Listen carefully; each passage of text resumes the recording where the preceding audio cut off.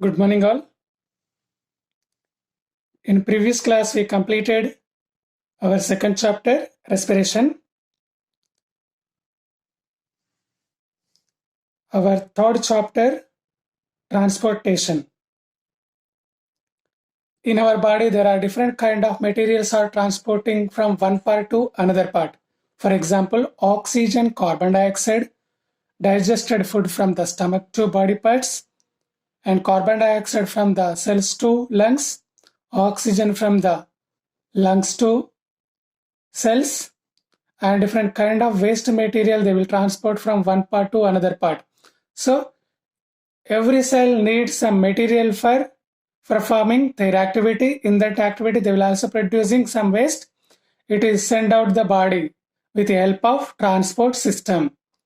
In minute animal, example amoeba, hydra, transportation occurs through the diffusion process.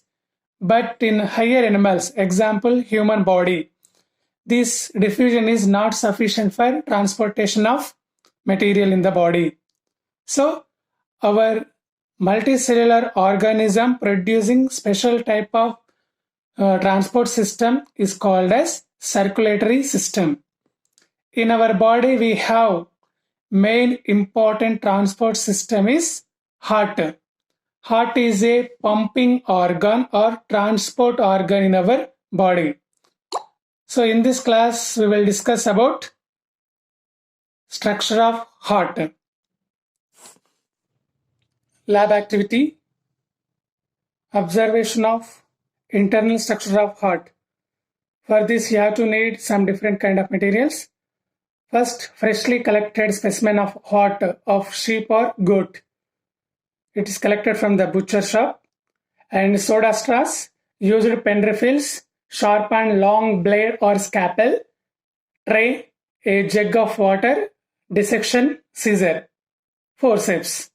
First of all, you have to collect a heart, fresh heart from the butcher shop, and after you have to clean it and take soda straws and insert into the stump of the blood vessels. After that, you have to take one sharp blade, and after you have to cut vertically. When we are cutting the heart into the vertical shape, we are observed some different kind of parts are present in the heart. Before cutting, we are observed one transparent layer present on the heart is called as pericardium. Pericardium is a layer around the heart is called pericardium layer. It is important for protecting heart from shocks and jerks. When we are observing internal structure of heart contains four chambers. Upper chambers are called auricles, lower chambers are called ventricles.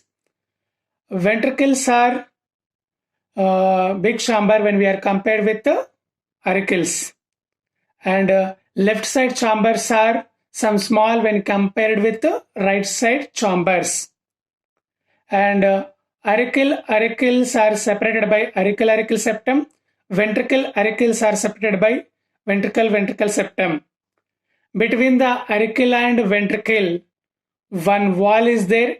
It is right auricle and right ventricle. Between the right auricle and right ventricle, one wall is there. It is called as tricapsid wall.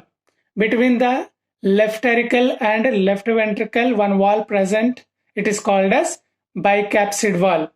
With the help of these walls, auricle blood enter into the ventricles. Next, upper chambers are called auricles, lower chambers are called ventricles. These chambers are important for transportation of blood from and also collection of the blood. Right side parts are important for collection of blood and send the blood towards the lungs, and right side parts are important for collecting blood from the lungs and pump into the body parts. Right side parts contains deoxygenated blood.